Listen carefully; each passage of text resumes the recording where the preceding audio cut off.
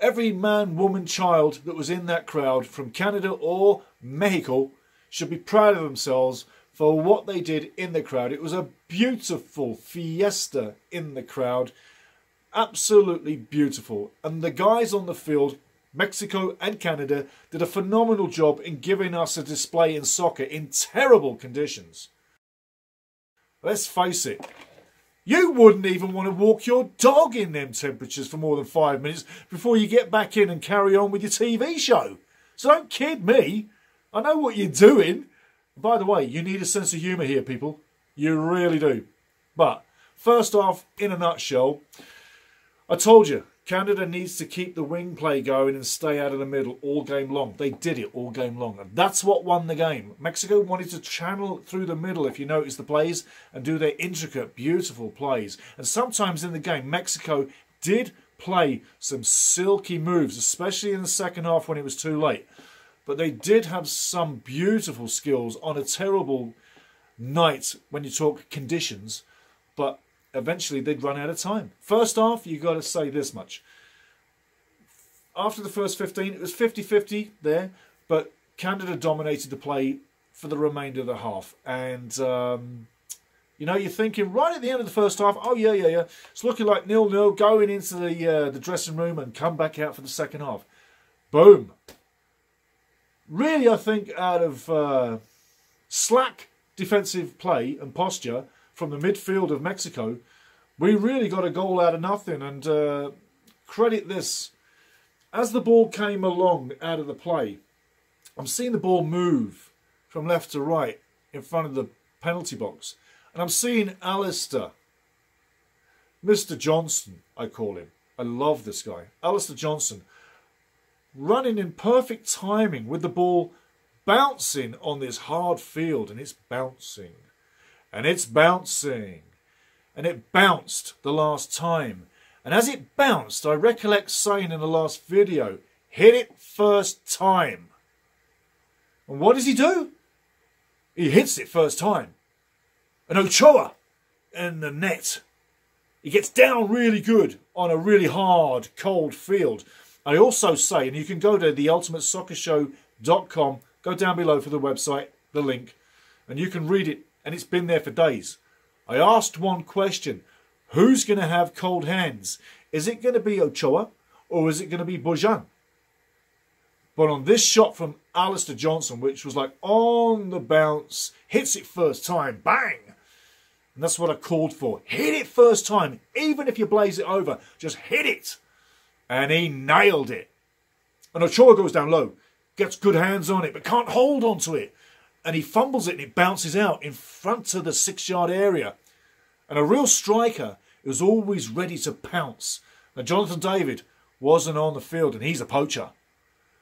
But Kyle Larin was right on slot to get ready for that ball. Bang! In the back of the net. And he had defence right in him, behind him, ready to hack him down. And Ochoa was on the goal line trying to do his best. And as Larin blazes that ball into the net from point-blank range, Ochoa still gets a piece of it and nearly saved it.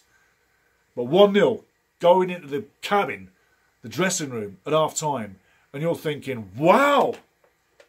That came out of nowhere for the last part of the half, and we were thinking it was going to be 0-0 at the half.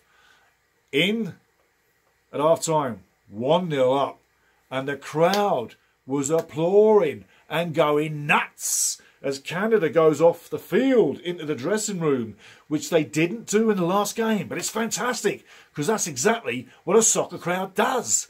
And for the first time ever, soccer crowd, real soccer crowd, going ballistic for this lot. It's in Canada. First ever time I've seen it. And remember, I've been in that building hundreds of times. I know what I'm talking about. Do not berate me, people. All those of you that have been rude in the past, you get cut off. And believe you me, people, family, subscribers, your family. If you're rude to me more than once, I just cut you off. And there's been a few people berate this guy. I don't get mad. I give you a chance. But you're done. So I've been going into the dressing room. The fans are off their feet, rocking it. Like a nut job soccer crowd going ballistic for that. And I've never seen it in Edmonton. I've seen it at BMO Field. But going ballistic for the Maple Leaf in Commonwealth, wow, it was amazing.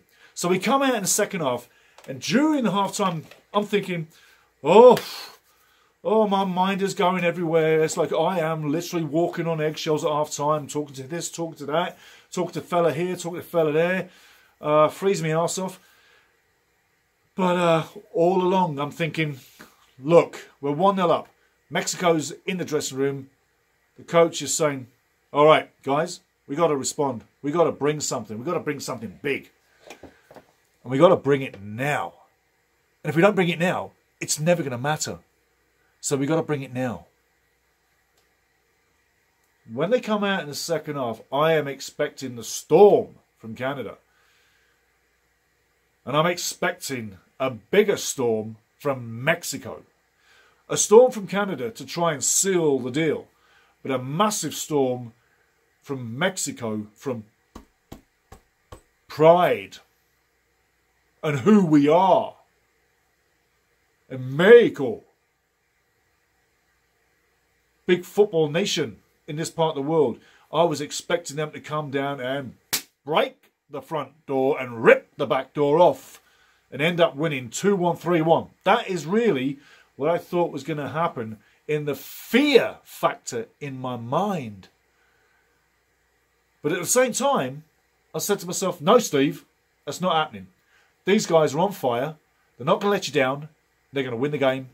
And that's exactly what they did. They rode the storm. Kyle Larin gets the second goal early, 52nd minute. Gets the free kick, which I'm telling you now, look at the reels. Everybody's expecting that ball to go long. And it went short. And I don't think it was supposed to go short. But Larin read it and cushioned the ball in the goal. And 2-0.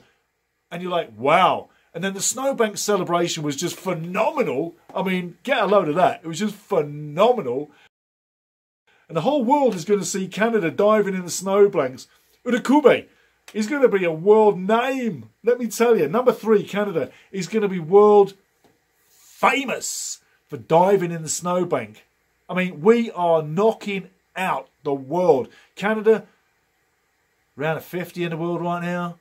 We're going to be closer to the 30 in the world pretty soon. And Qatar's a reality. Don't get over celebrating right now. It's a reality. It's not confirmed. But ride that wave, because you know what? Until late January, I think it's January 27th. Don't kill me if I'm wrong. I think until January 27th, Canada is numero uno. We're number 1. Number 1. But don't get mad, don't get glad. Celebrate it till then. Enjoy it, rejoice it. Because this is a massive step for Canada. But we're only 2 points ahead of Panama in 4th. We don't want to finish 4th. So, let's celebrate with Canada being number 1. But we're only 2 points ahead of Panama in 4th. So keep it real, but we're good. And we're still unbeaten. How long can that go? Ask yourself that for a question. How long can that go? We don't know. We don't know. But we're still unbeaten. But Johnny Herdman, substitutions, rotation in the squad. He's looking like an absolute genius. The way he's managed the games and the formations. A lot of the press have been mouthing off about, oh yeah, well this, that, he's changing this, he's changing that. He's making us look this. He's obviously getting bored with this promotion and this situation and this formation. What a load of crap. He's looking at the opposition and he's saying, this is what we need to do. This is what we're going to work on. And I'm going to change out a few players because each player brings different qualities. So each formation is not going to be the same, guys. The nucleus, yes. But he's going to add or subtract as he needs for each game. It's so obvious. Why the people in the press start to elaborate and make things up. It's crazy. But anyway, let him keep doing it. But I'm telling you, Johnny Herdman, he knows what he's doing. The boys know what they're doing. We're number 1. We could be number 3, but we're number 1 till January 27th, and he gets going again. But we're number 1, until then. So enjoy that. Now, a couple of things. I've had a couple of thoughts as we were going through. The results. Jamaica, I was calling for originally a 1-1 between Jamaica and the USA, and it did end up 1 apiece. Costa Rica, I was looking for a 1-0 over Honduras. Hey, it ended 2-1 for Costa Rica, 2-1, but the winner was in 90 minutes plus. So I cut that really fine. Panama, El Salvador, I was asking for 1-0.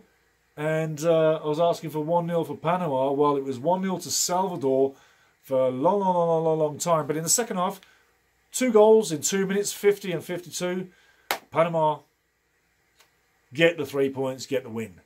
Oh, it would have been so nice if they didn't. And then finally, Canada, I asked for a 1-0 against Mexico. I said there was an outside chance that it would be 1-1.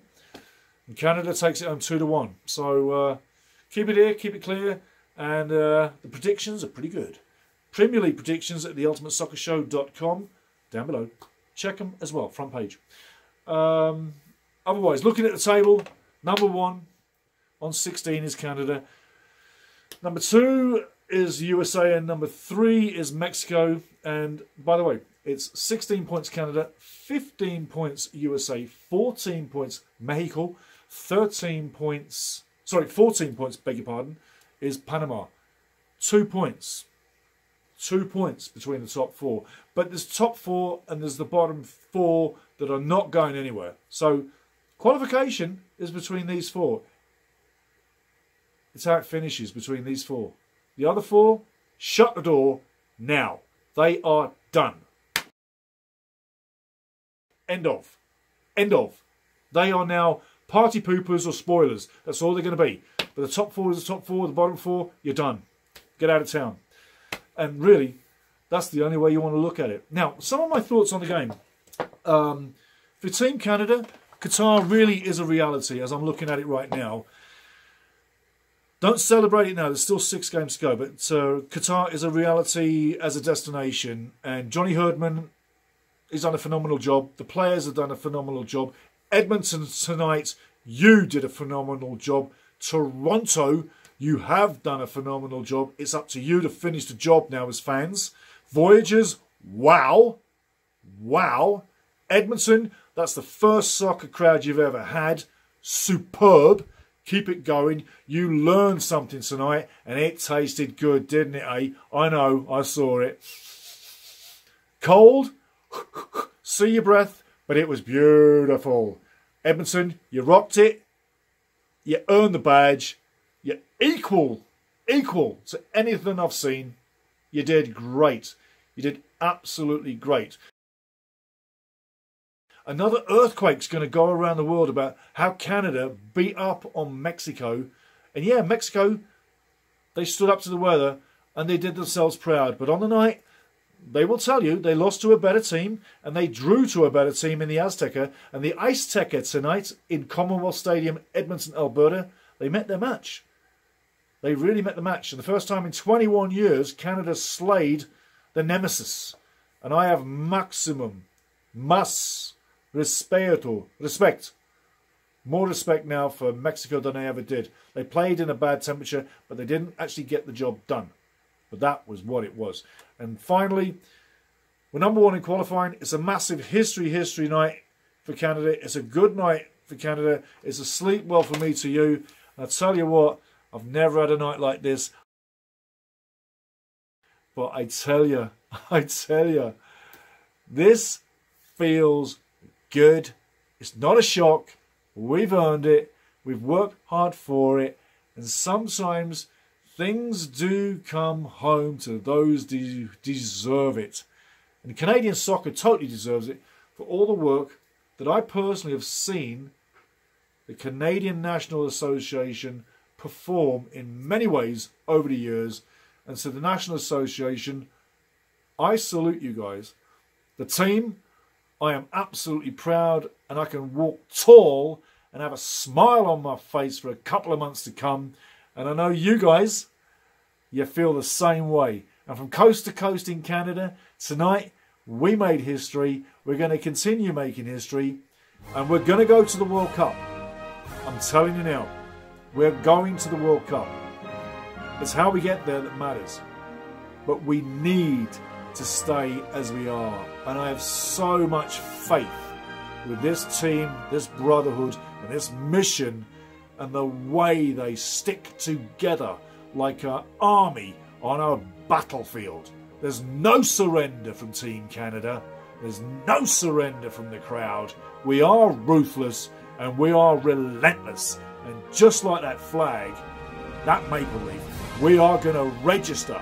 And sometime soon, we're going to shock the world again and again. And come 2022 in December, we're going to shock someone else. Just watch it happen. But as we stand tonight, I am Canadian. And I am proud. And I am loud about this. And watch the world sing a different song about this nation tomorrow. And tomorrow. And tomorrow. And tomorrow. Love you, brothers and sisters. Comment down below. This is Ultimate Soccer with Soccer Steve.